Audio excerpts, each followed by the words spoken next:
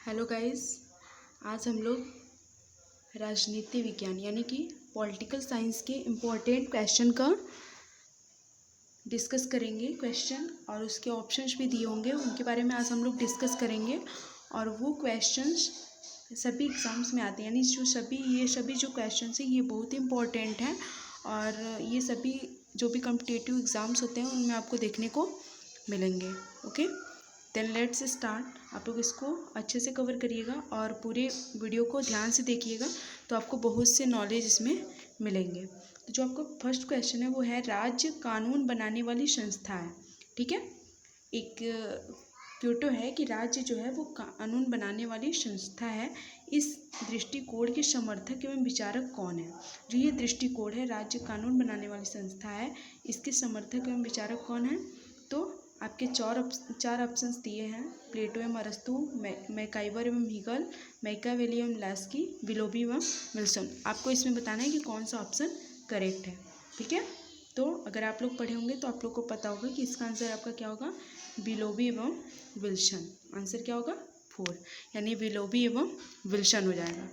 इसके बाद next question है आपका, प्लेटो के साम्यवाद और आधुनिक साम्यवाद में समता है।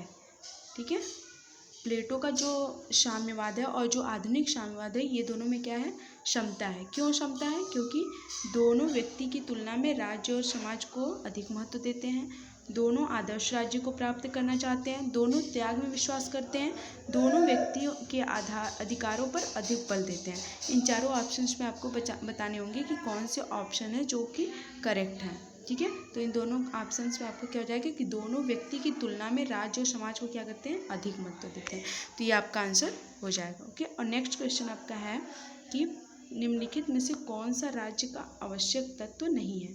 आपको बताना है। 4 ऑप्शंस दिए गए, इसमें भी जनसंख्या, संप्रभुता, आर्थिक समृद्धि, भूमि। इन 4 ऑप्शंस में आपको बताना है कि कौन सा आंसर आपका सही नहीं है, क्योंकि आपको पता होगा कि राज्य के जो आवश्यक तत्व हैं वो 4 होते हैं। ठीक है, एक जनसंख्या होता है, दूसरा संप्रभुता होता है, भूमि होती है, और चौथा क्या होता है आपका, सरकार। ये चारों मिला करके ही किसी राज्य का निर्माण करते हैं। अगर इन चारों में किसी भी चीज़ की कमी होती है तो वो राज्य का निर्माण नहीं कर सकते, उसको राज्य नहीं कहा जा सकता है। ठीक है, तो ये जो आर्थिक समृद्धि है ये नहीं होगा। ठीक है, तो आंसर क्या हो जाएगा, बी। जनसंख्या, संप्रभुता, भूमि और सरकार, ये 4 तत्व मिलकर के किसी भी राज्य का निर्माण करते हैं। ओके, नेक्स्ट क्वेश्चन हम लोग देख लेते हैं। क्या है कि 15 अगस्त 1947 से पहले भारत एक क्या था, राज्य नहीं था। कहा जा रहा है कि 15 अगस्त 1947 से पहले भारत एक राज्य नहीं था। क्यों नहीं था? क्योंकि इसके पास संप्रभुता नहीं थी, इसकी निर्वाचित सरकार नहीं थी, इसका संविधान नहीं था, उपरोक्त सभी। तो आप ध्यान से समझेंगे कि जिस राज्य में संप्रभुता नहीं होती उसको राज्य नहीं कहा सकता। जो राज्य का मेन तत्व है वो क्या है आपका, संप्रभुता। संप्रभुता बहुत ही इम्पोर्टेंट है, इसको आप लोग ध्यान दीजिएगा। तो इसका आंसर आपका क्या हो जाएगा, ए, संप्रभुता होना आवश्यक है। उसके बाद 58 नंबर का जो क्वेश्चन है वो आ जाता है कि प्रशासन में लाल फीताशाही का क्या अर्थ है? लाल फीताशाही मतलब क्या होता है? तो लाल फीताशाही मतलब आपका क्या हो जाता है, आप ऑप्शन को ध्यान से देखिए और अपने से आंसर देने का प्रयास करिए। तो इसका आंसर क्या होता है, विलंब। लाल फीताशाही का जो प्रशासन है उसमें लाल फीताशाही का मतलब क्या होता है, विलंब। तो आपका आंसर यही विलंब हो जाएगा। ठीक है, नेक्स्ट आपका है, निम्न स्वतंत्रताओं में से नकारात्मक स्वतंत्रता कौन सी है? ये जो आपका दिया हुआ है स्वतंत्रता, राजनीतिक स्वतंत्रता, कानूनी स्वतंत्रता, नागरिक स्वतंत्रता, ये सभी, इनमें नकारात्मक स्वतंत्रता कौन सा है? तो एक नकारात्मक स्वतंत्रता होती है, एक सकारात्मक। ठीक है, तो इसमें अगर आप देखेंगे नकारात्मक स्वतंत्रता में तो ये सभी हो जाएंगे। ठीक है, इसका आंसर क्या हो जाएगा, ये सभी। उसके बाद आपका आंसर आ जाता है क्वेश्चन नंबर 60 कि कोई व्यक्ति कुछ करना चाहे तो उसे वैसा करने से रोका न जाए। यदि कोई व्यक्ति कुछ करना चाहता है तो ऐसा करने से उसे रोका नहीं जाना चाहिए, ये बात है। तो इस प्रकार की स्वतंत्रता को क्या कहा जाता है? यदि कोई व्यक्ति कुछ करना चाहता है उसको नहीं रोका जाता है तो ये किस में आ जाता है, आपका नकारात्मक स्वतंत्रता में आ जाता है। ठीक है, उसके बाद आपका 61 में आ जाता है, उदारवाद का जनक किसे माना जाता है? उदारवाद का जनक किसे कहा जाता है? तो वो जॉन लॉक है। आंसर क्या हो जाएगा, बी। जो जॉन लॉक है ये उदारवाद के क्या हैं, जनक है। 62 क्वेश्चन नंबर आता है कि तुलनात्मक राजनीति विज्ञान का जनक किसे कहा जाता है। ठीक है, उदारवाद के जनक जॉन लॉक हैं और तुलनात्मक राजनीति विज्ञान के जनक कौन है, अरस्तु हैं। ठीक है, तुलनात्मक राजनीति विज्ञान के जनक कौन है, अरस्तु। और उसके बाद 63 क्वेश्चन नंबर आता है आपका कि राज्य की उत्पत्ति का कौन सा सिद्धांत सर्वाधिक मान्य होता है। कि जो राज्य की उत्पत्ति का सर्वाधिक सिद्धांत है, ये कौन सा सिद्धांत सबसे ज़्यादा मान्य किया जाता है। तो पहला है ऑप्शन आपका दैवी सिद्धांत, शक्ति सिद्धांत, सामाजिक संविदा सिद्धांत, विकासवादी सिद्धांत। तो आंसर आपका क्या होगा, विकासवादी सिद्धांत को राज्य की उत्पत्ति का सर्वाधिक सिद्धांत माना जाता है। ठीक है, और इसके बाद हम लोग अगले क्वेश्चन पर चलते हैं। आपका अगला क्वेश्चन क्या हो जाता है कि सकारात्मक स्वतंत्रता का अर्थ है। सकारात्मक स्वतंत्रता का अर्थ क्या है। ठीक है, अभी हमने पढ़ा नकारात्मक स्वतंत्रता में सभी आते हैं। तो सकारात्मक स्वतंत्रता का मतलब क्या होता है कि प्रतिबंधों का अभाव, कोई भी कार्य करने की स्वतंत्रता, या फिर कमजोर वर्ग के सर्वांगीण विकास के लिए उपलब्ध सुविधाएं, या फिर उपयुक्त सभी। तो इसमें आप सकारात्मक अगर स्वतंत्रता आप देखेंगे तो ऑप्शन सी हो जाएगा, यानी कमजोर वर्ग के लिए सर्वांगीण विकास के लिए जो उपलब्ध सुविधाएं होती है उससे रिलेटेड जो स्वतंत्रता होती है वो क्या हो जाती है, आपकी सकारात्मक स्वतंत्रता हो जाती है। और ये सब जो है प्रतिबंधों का अभाव, कोई भी कार्य करने की स्वतंत्रता, ये सब चीज़ें क्या होती है, नकारात्मक स्वतंत्रता में आ जाती हैं। कोई भी राज्य, उसके बाद आपका अगला क्वेश्चन है कि कोई भी राज्य दंड की व्यवस्था क्यों करता है। कोई भी राज्य जो होता है वो दंड क्यों लगाता है, क्यों पनिशमेंट की जो है कि अरेंजमेंट करता है, कि नागरिकों के विकास के लिए, सामाजिक उन्नति के लिए, या समाज में शांति सुव्यवस्था बनाए रखने के लिए। ये और उपरोक्त में से कोई नहीं, ये 4 ऑप्शन आपको हैं। आपको इसमें बताना है कि राज्य में दंड की व्यवस्था क्यों करता है, ताकि समाज में क्या है, सुव्यवस्था बनाए रखे, शांति की जो सुव्यवस्था वो बना रहे, जो कार्य अगर गलत होते हैं तो उसके प्रति लोगों का डर बना रहे। शांति व्यवस्था बनाने के लिए समाज में क्या होता है, राज्य दंड का व्यवस्था किया जाता है। ओके, उसके बाद आपका क्वेश्चन नंबर नेक्स्ट आ जाता है कि किसी निम्न में से प्रजातंत्रात्मक शासन की विशेषता नहीं है। इसमें कौन सा है जो कि प्रजातंत्रात्मक शासन की व्यवस्था नहीं है, विशेषता नहीं है। तो प्रजातंत्रात्मक शासन की विशेषता जो होती है वो क्या होती है कि शासन सत्ता जनता के हाथ में होती है। ठीक है, ये बात भी सही है कि जब प्रजातंत्रात्मक शासन होता है तो जनता जो होती है हाथ में होती है, जनता ही वोट करके अपने जो सरकार होती है उसको चुनती है, सरकार पर जनता का नियंत्रण होता है। ठीक है, ये भी सही बात है कि प्रजातंत्रात्मक शासन की ये भी विशेषता है, जनता सरकार को हटा सकती है। ये भी है कि हम चाहें तो हम अपनी सरकार को हटा भी सकते हैं। शासन शक्ति पर वर्ग विशेष का नियंत्रण रहता है, ये बात गलत है। किसी वर्ग विशेष का नियंत्रण शासन शक्ति पर नहीं रहता है, सभी का नियंत्रण अपने शासन शक्ति पर रहता है। तो इसका आपका आंसर क्या हो जाएगा, प्रजातंत्रात्मक शासन व्यवस्था की कौन सी विशेषता नहीं है। तो नहीं है में क्या हो जाएगा, डी, कि ये इसकी विशेषता नहीं है। उसके बाद हम लोग आ जाते हैं 67 नंबर पे, जो कि क्वेश्चन क्या दिया हुआ है कि शासन की लोकप्रिय और व्यवहारिक पद्धति कौन सी है। इसमें से कौन सी ऐसी पद्धति है जो कि लोकप्रिय और व्यवहारिक पद्धति है शासन की। ठीक है, सीमित राजतंत्र है, लोकतंत्र, कुलीन राजतंत्र, प्रत्यक्ष राजतंत्र, और आपका लास्ट वाला जो ऑप्शन है वो क्या है, अप्रत्यक्ष तथा अथवा प्रतिनिधित्व प्रजातंत्र। इन चारों ऑप्शंस में अगर आप देखेंगे तो आपका आंसर क्या हो जाएगा, अप्रत्यक्ष था अथवा प्रतिनिधित्व प्रजातंत्र। ठीक है, ये शासन की लोकप्रिय और व्यवहारिक पद्धति है। ठीक है, और नेक्स्ट क्वेश्चन आपका आता है एक दलीय प्रणाली के बारे में, कि एक दलीय प्रणाली सामान्यतः किन देशों में पाई जाती है। एक दलीय प्रणाली कहाँ पर पाई जाती है, प्रजातंत्र, जो प्रजातांत्रिक देश होती है वहाँ पर पाई जाती है, या अधिनायकवादी राज्यों में पाई जाती है, या जहाँ संवैधानिक राजतंत्र है वहाँ पाई जाती है। तो आपको बताना है कि जो एक दलीय प्रणाली होती है वो अधिनायकवादी राज्यों में पाई जाती है। तो इसका आंसर आपका क्या हो जाएगा, बी, कि जो एक दलीय प्रणाली है वो किन देशों में पाई जाती है, जहाँ पर अधिनायकवादी होता है वहाँ पर ज़्यादा एक दलीय होती है। ठीक है, उसके बाद आदर्श संघात्मक शासन के बारे में यह किसने कहा है। ठीक है, संघात्मक शासन के बारे में किसने कहा है कि एक संघ राज्य राजनीतिक समझौते के अतिरिक्त कुछ नहीं है। जो एक संघ राज्य है, ठीक है, हमारा भारत है, राजनीतिक समझौते के अतिरिक्त कुछ नहीं है, जिसका उद्देश्य क्या होता है कि राष्ट्रीय एकता तथा राज्य के अधिकारों में सामंजस्य स्थापित करना होता है। ये जो बात है, ये जो वक्तव्य है, ये किस महाशय का है, तो आपको बताना है। ठीक है, तो ये किसने बोला है, तो ये आपके हैं ऑप्शंस में डायसी हैं, स्ट्रॉन्ग हैं, फाइनर हैं, हैमिल्टन है। ठीक है, आपको इसमें ध्यान से समझना है। और ये जो वक्तव्य कि एक संघ राज्य राजनीतिक समझौते के अतिरिक्त कुछ नहीं है, जिसका उद्देश्य राष्ट्रीय एकता एवं राज्य के अधिकारों में सामंजस्य स्थापित करना होता है, ये डायसी ने कहा है। किसने कहा है ये चीज़? डायसी ने, जो कि ऑप्शन ए में है। उसके बाद आप क्या आ जाते हैं 70वें नंबर पे कि संसदीय प्रणाली में मंत्रिपरिषद की जो बैठक होती है, ठीक है, संसदीय प्रणाली में जो मंत्रिपरिषद की बैठक होती है, ठीक है, संसद में 3 अंग होते हैं, राज्यसभा, लोकसभा और राष्ट्रपति। ये 3 क्या होते हैं? अंग है संसद के।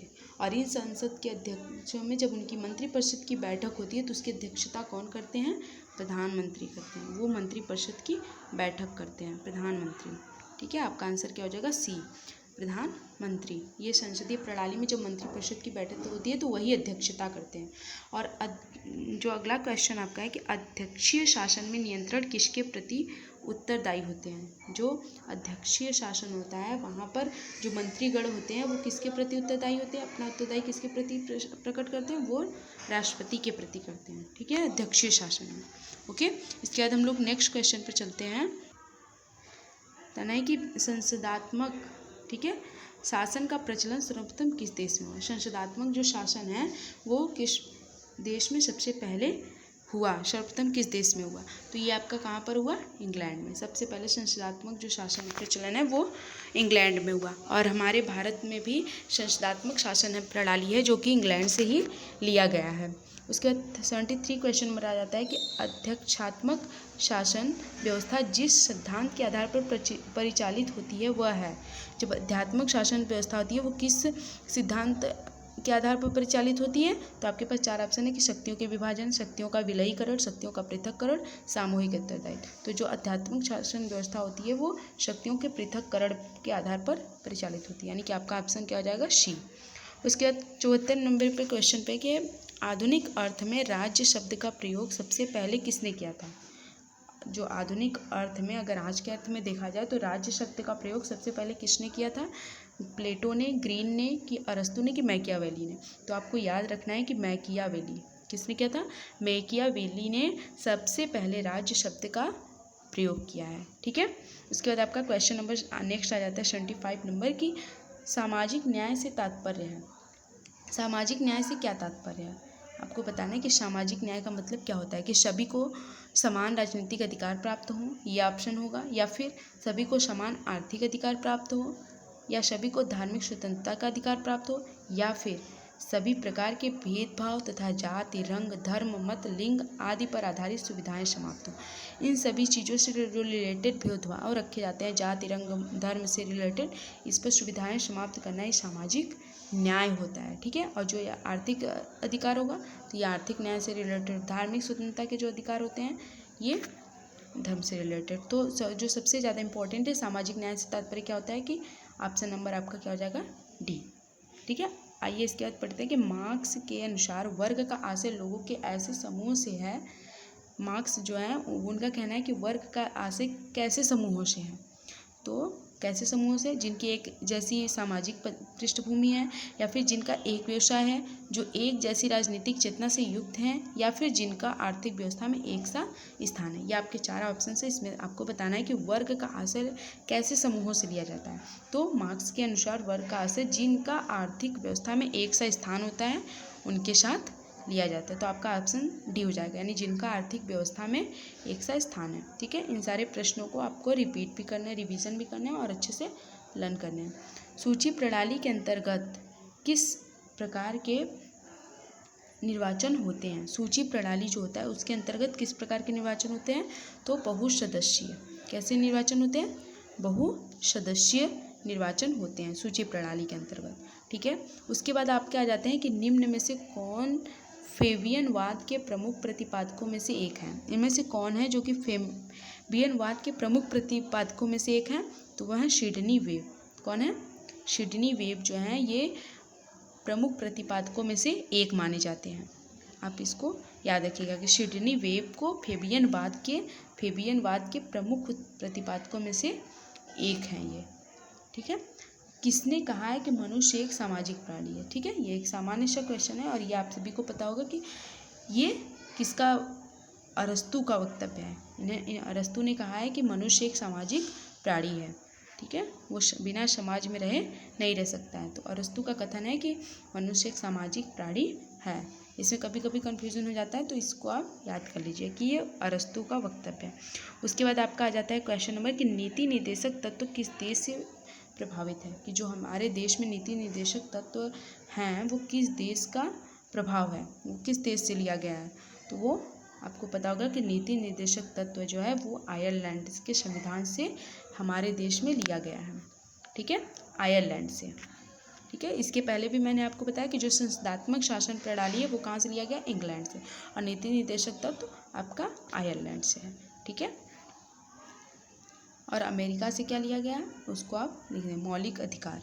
और भी बहुत सी चीज़ें हैं जो कि अमेरिका से भी ली गई हैं। तो किसने कहा कि प्रजातंत्र जनता के द्वारा जनता के लिए जनता की सरकार है। ठीक है, ये भी बहुत इंपॉर्टेंट क्वेश्चन है कि प्रजातंत्र जनता के द्वारा जनता के लिए जनता की सरकार है, ये किसका वक्तव्य है। ठीक है, जो हमारा प्रजातंत्र है वो जनता के द्वारा होता है, जनता के लिए होता है, जनता की सरकार होती है, जो भी सरकार होती है। तो ये लिंकन का वक्तव्य है। किसका वक्तव्य है, लिंकन का वक्तव्य है। ठीक है, इसके बाद हम लोग नेक्स्ट क्वेश्चन पर चलते हैं जो कि है न्याय किस प्रकार की अवधारणा है। आपको बताना है कि न्याय जो है वो किस प्रकार की अवधारणा है, आर्थिक अवधारणा है, नैतिक अवधारणा है, या कानूनी या फिर सामाजिक अवधारणा है। तो ये जो न्याय है वो कानूनी अवधारणा है। कैसी अवधारणा है, कानूनी अवधारणा है। उसके बाद नेक्स्ट क्वेश्चन है कि निम्न में से कौन प्लेटो की रचना नहीं है।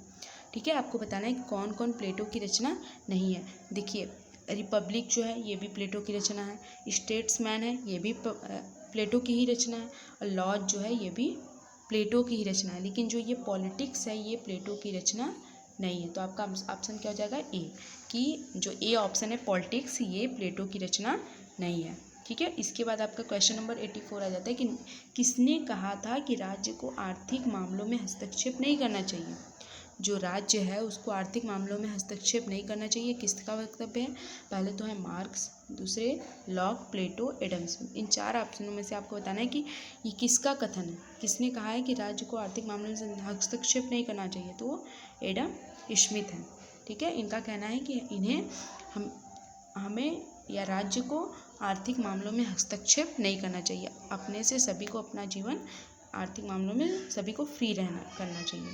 ठीक है, इसके बाद आपके जो क्वेश्चन आ जाते हैं ये मिलान करने के लिए आ जाते हैं। ठीक है, इसमें आपको मिलाना है और इसको अच्छे से देखना है। देखिए, सूची 1 को सूची 2 से सुमेलित करना है और इन कोटों का यूज करें। ये देखिए दृष्टिकोण है, ये आपका विचारक है, यानी जो ये दृष्टिकोण देने वाले हैं ये किस विचारक से रिलेटेड है। देखिए, शास्त्रीय उपागम ये किस विचारक से रिलेटेड है।